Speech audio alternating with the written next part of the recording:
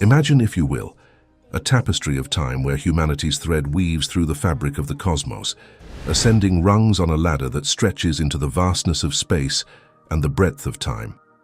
Our journey, characterized by changes in population and the rise and fall of great empires, is now extending towards the stars, driven by our intense pursuit of energy.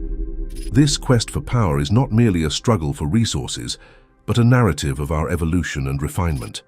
It was Nikolai Kardashev, the Russian astrophysicist, who in 1964 crystallized this quest into a scale that categorizes civilizations based on their ability to harness energy, from the confines of their planet to the expanse of the galaxy. Carl Sagan, a steward of the stars in the realm of public science, refined Kardashev's concept. He envisioned a more nuanced scale, a continuum that accounts for the intricate gradations in a civilization's technological maturity rather than rigid categories. On this grand stage, despite our prolific use of energy, humanity stands at the precipice of a Type 1 civilization. We bask in a solar bounty of 10^16 watts. By Sagan's calibrated scale, our civilization is at a tentative 0.73, not yet masters of our planet, but aspirants to a cosmos that beckons with boundless power. Technological advancements over the past 5,000 years have propelled our species to a dominant position on Earth and placed us on the cusp of achieving a Type 1 civilization status and potentially beyond. We are already an impressive 73% of the way toward clinching Type 1 status, but according to the latest data from NASA, we won't become a Type 1 civilization until the year 2371. The paper, supported by NASA's Jet Propulsion Laboratory, states that to reach even the basic level of a Kardashev Type 1 civilization, we must do two things: develop more advanced technology and share it with all responsible nations. Make renewable energy accessible to all parts of the world. Otherwise, warn the authors, humanity cannot avoid the Great Filter. The concept of the Great Filter is put forward to explain the Fermi paradox, which questions why, given the vast number of stars and potentially habitable planets in the Milky Way galaxy, there is no clear evidence of other advanced civilizations. It suggests that there is some stage in the progression from lifeless matter to a technologically advanced civilization that is extremely hard to achieve or survive. This filter could be behind us, ahead of us, or we might currently be facing it. If the Great Filter is ahead of us, it implies that the steps we've already passed are relatively easy to achieve, and there's some daunting challenge ahead that prevents civilizations from reaching a Type 1 status or beyond. If the filter is behind us, it suggests that we are one of the very few, or perhaps the only civilization to have made it through, which would explain why we haven't encountered others. Transitioning to a Type 1 civilization on the Kardashev scale involves a massive leap in our ability to harness and utilize the energy resources of our entire planet. A Type 1 civilization is a planetary dynamo, fully harnessing the energy of its home world. Geothermal taps could reach deep into the Earth's crust, where the heat of the planet's core is siphoned off to power cities. Hydroelectric systems would not only use rivers, but could exploit tidal forces on a massive scale. Solar energy would leap forward with space-based collectors, vast arrays that orbit the Earth, capturing the sun's power and beaming it home without atmospheric dilution. Wind farms, too, would evolve. These would be the engines of a world where energy scarcity is a thing of the past. Gazing further along the spectrum of time, 1,000 years from now, humanity stands on the cusp of becoming a Type 2 civilization. As solar system-wide architects, we would have realized the dream of the Dyson sphere, or perhaps its more feasible cousin, the Dyson swarm, enveloping our sun with a cloud of energy-harvesting satellites, capturing every whisper of solar wind. The engineering marvels of such a civilization are not confined to power generation. They extend to the terraforming of moons and planets, the mining of asteroids for precious resources, and the establishment of permanent colonies on Mars and beyond. This era is marked by the first cautious steps into the broader solar system, with missions akin to the Artemis program, now seen as the quaint first voyages of a bygone era. These pioneers set the stage for a species that no longer looks up at the night sky with wonder, but gazes out from a multitude of worlds, each a node in an expansive human network. The technological leaps required, advances in propulsion systems, life support, and the construction of vast space habitats are monumental, but they are simply the next logical steps in our relentless pursuit of progress. Peering further still, 100,000 years into our trajectory, we may witness humanity's ascension to a Type 3 civilization. Galactic engineers by right, our kind would have spread across the Milky Way, a living testament to life's tenacity and ingenuity. The energy of entire solar systems would be at our command, with star-lifting technologies allowing us to extract stellar plasma for our purposes, whether to fuel our expansion or to prevent the death of our sun.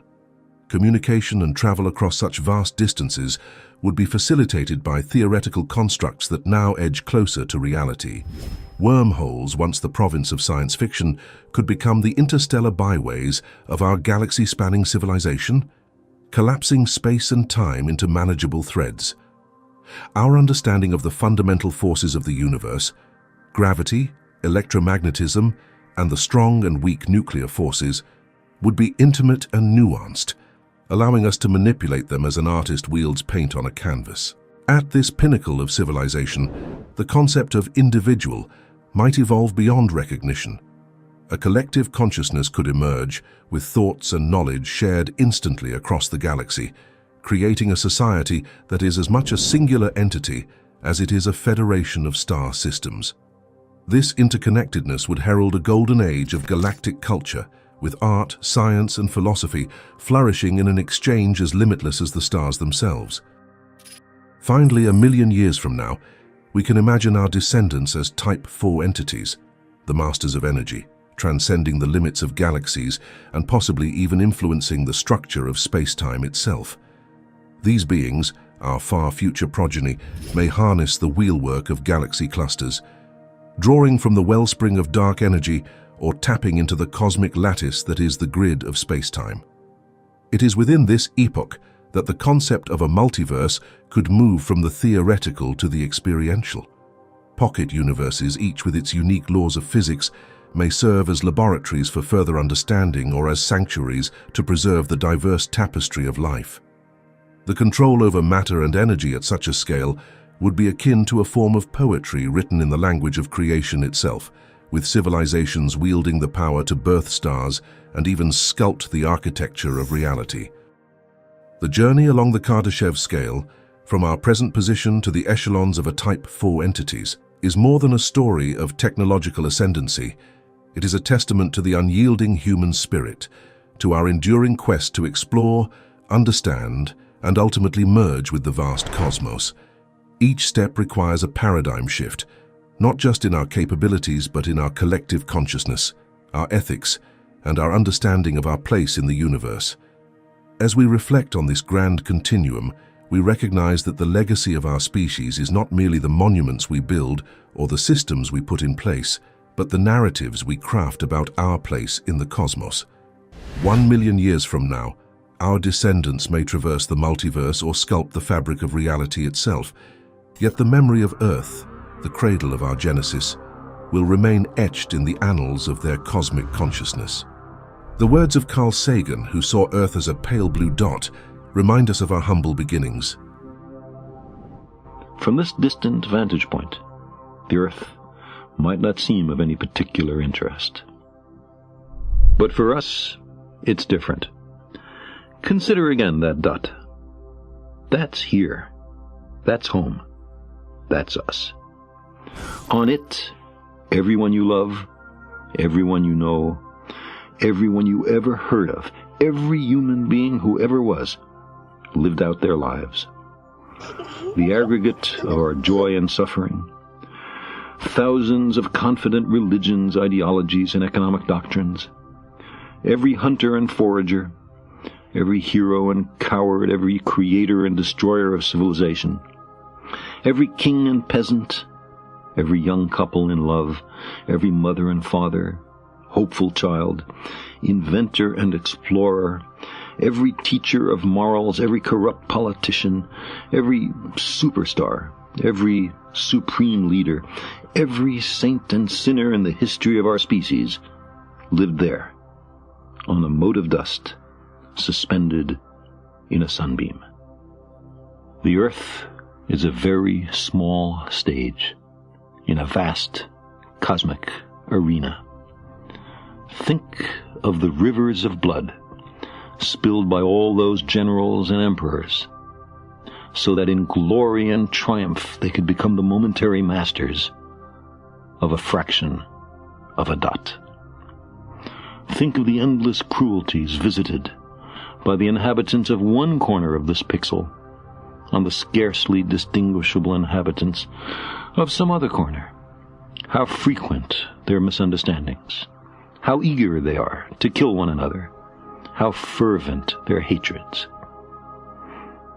Our posturings, our imagined self-importance, the delusion that we have some privileged position in the universe, are challenged by this point of pale light.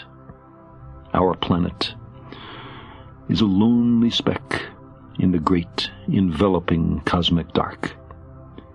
In our obscurity, in all this vastness, there is no hint that help will come from elsewhere to save us from ourselves. The Earth is the only world known so far to harbor life. There is nowhere else, at least in the near future, to which our species could migrate. Visit? Yes. Settle? Not yet.